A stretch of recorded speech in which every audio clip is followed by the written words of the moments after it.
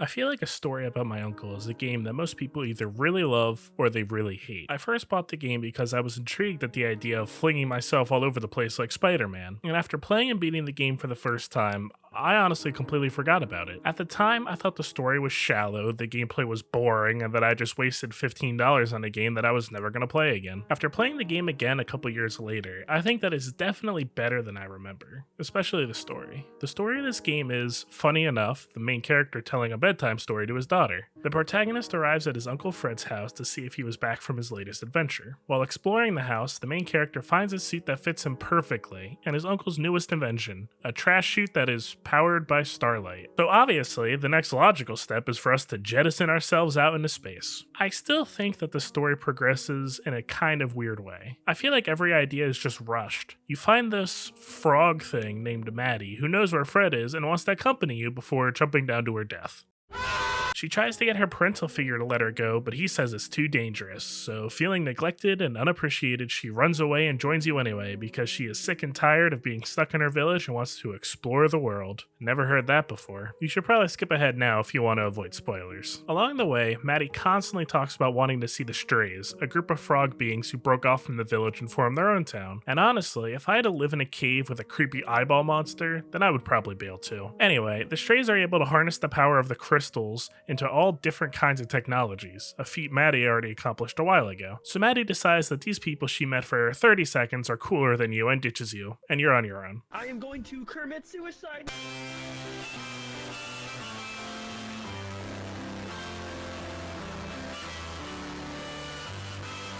Once you travel into this mountain, you apparently suck out the power from this crystal, which causes all these blocks to fall around you. Your character says that they hope they didn't just murder that entire civilization of frog people who may or may not have relied on the crystals to keep their islands afloat. Oh well. After going through the rest of this painfully long level, you finally meet Fred, who decides to send you home on this device he built that can only be used one time after talking to you for like 30 seconds. He doesn't try to get you to send some materials back so he can build this device again and leave. He doesn't say, hey, thanks for coming all this way like I asked you to. And he doesn't explain how he took his mountain of supplies with him in only one trip. Uncle Fred's kind of a jerk. At first, this story might sound lame and full of holes, and honestly, it kind of is. But if you look a little bit deeper, you're able to see the truth. You remember those strays I talked about earlier? As it turns out, their strays have their own alphabet that correspond to different runes. Throughout the game, you're able to find some of these, and if you have the correct alphabet, you can translate them. If you translate the ones you find early on, you get the 5 stages of grief. And if you translate some of the ones you find later on when you're in the mountain where you find Fred, you see a bunch of tombstones. Suddenly, this bedtime story isn't a fantastical adventure where you leap through worlds never before seen with your froggy companion to find your uncle. Instead, it's a story about a young kid who lost his father figure, presumably in a mountain climbing accident, and coming to terms with what that loss means to him and how to move forward. And seeing as how he's telling this story to his daughter, I think he did a pretty good job. Since The Story About My Uncle was developed by the same team that developed Goat Simulator, you'd probably imagine the controls to be rage-inducing. And for the most part, your main abilities in this game come from the suit your character acquires in the beginning. With it, you can high jump, long jump, use a beam to pull yourself to an object, and eventually you can use rocket boots to propel yourself in a direction. Using the beam in this game is very fun and very satisfying to pull off. Once you're able to control your momentum and not fling yourself into a pit every 5 seconds, it's easily one of the best parts of this game. Sadly, I found that the other abilities took a little bit longer to get the hang of. For the long jump, I could never really figure out how far exactly I would go. I mostly just ended up shooting myself past the platform and into my death. As far as the rocket boots, I found them to be kind of worthless. When you use them, your character stops all their momentum before flying through the air for a short period of time, and this mechanic just feels off. The entire game seems to reward fast and fluid movement, and at the same time it forces you to use an ability that goes against everything you've been taught so far. I give the controls 4 stars. The level design is both the best and worst part of this game. The first level is well lit, has large platforms for you to land on in case you slightly mistime your inputs, and you have plenty of time to learn how the game works. But as the time goes on, I found that the level design just got worse. A majority of the later levels are so dark that I often found it difficult to find out where to go, which although it makes sense since we're in the caverns and mountains the entire time, it still makes the experience miserable. And since you get more abilities as the game goes on, jumps that used to take a couple seconds can now take up to 20 or 30 seconds when you use all your abilities. abilities, and if you fail at the very end of a jump, then it feels bad having to go through it all again, especially since in a couple parts there aren't that many checkpoints, so you could end up having to do some jumps over and over again just to get back to the parts where you messed up. I also found that in the last level I could never figure out where I had to go. There were a couple times where I pulled myself to a rock only to have no idea where to go next and end up falling to my death. There's also this part where you have to hold still when this weird eye monster is awake, which is a neat idea I guess, but the section lasts for less than a minute so it just feels out of place. Honestly, if it weren't for how great the environment looked, then I would rate this lower, but for now, the level design gets 3 stars. The game does a great job at slowly introducing some power-ups throughout the game. You get more charges of the beams to pull yourself, you get the rocket boots to propel you forward, you break the rocket boots but the game doesn't tell you in time so you fall to your death. You what?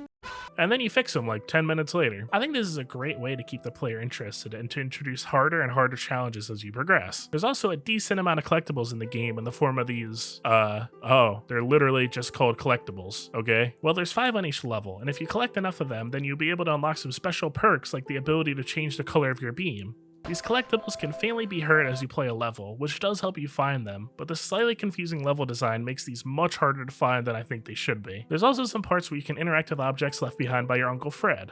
These lead to hearing some more backstory about your uncle, which gives a reason to actively seek him out on each level. There might not be a lot to collect here, but I think that quality trumps quantity in this game, so I'd give the power-ups and collectibles 4 stars. Sometimes the graphics in this game surprise me, and other times they surprise me. On one hand, I love all the different environments you see in this game. Seeing the village made out of all the trash the uncle threw in his chute, just looking at the stars in the sky when you're outside, the interior of the uncle's house, I was very impressed with just how good everything looked. It's also pretty impressive that in a game all about these floating rocks and platforms, they were able to add enough assets in the background so that none of the levels felt empty. This is especially apparent in the level where you're outside and you can see the stars and the mountain in the background. At the same time, all the characters in this game look awful. I mean, just look at these frogs. These guys are terrifying. And look at this running animation. This just looks so out of place in the game. In fact, all the animations look very stilted and mechanical. It did take me out of the immersion a tiny bit. However, I don't think that it's enough to lower the rating, so I'd give the graphics 5 stars still. One of the main gripes people have with this game is in the sound design. Mainly they say that the characters sound off. In my opinion, I think they sound fine. There were a couple parts where the English was a bit off.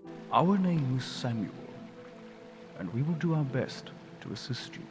But I chalk that up to these frogs not being 100% fluent. As for the sound effects, I think that they all fit very well. You expect that hearing the pulsating beam the entire game would be annoying, but I honestly think that it fits in pretty well. Sometimes the music in this game is extremely fitting, like when you're in the village or in Uncle Fred's house. But at the same time, there's large portions of the game where it's almost completely silent. I know these areas are supposed to represent the isolation and the music is supposed to be more background music, but when you can barely hear it, the game doesn't feel as atmospheric. It feels more empty. I give the sound design 4 stars. As I stated before, the difficulty curve of this game, in theory, is amazing. Since you get more abilities as the game goes on, you then encounter longer and further jumps that get more challenging as the game goes on. But the confusing and poorly lit levels, combined with the lack of checkpoints later on, makes the game feel more infuriating than it should be. The game was never too difficult though, and that's why they added the time trials. Here, it's just you trying to go as fast as you can on each level. Most of the time I find time trials boring, but trying to find different shortcuts on each of these levels actually means I had a lot of fun. In fact, when I was trying to speed through the first level, I noticed that you could actually use some of the platforms in other ways and just completely skip some areas to help you go faster. I'm so impressed that there's more variety in the levels than I initially thought that I think I'm going to increase the level design score to 4 stars. I finished this time trial in about a minute and a half later than the quickest time, which is not great. But I feel like for people who enjoy trying to speedrun, this is one of the more fun games to attempt. If you're into time trials, I would give the difficulty curve 4 stars. Otherwise, the difficulty curve gets 3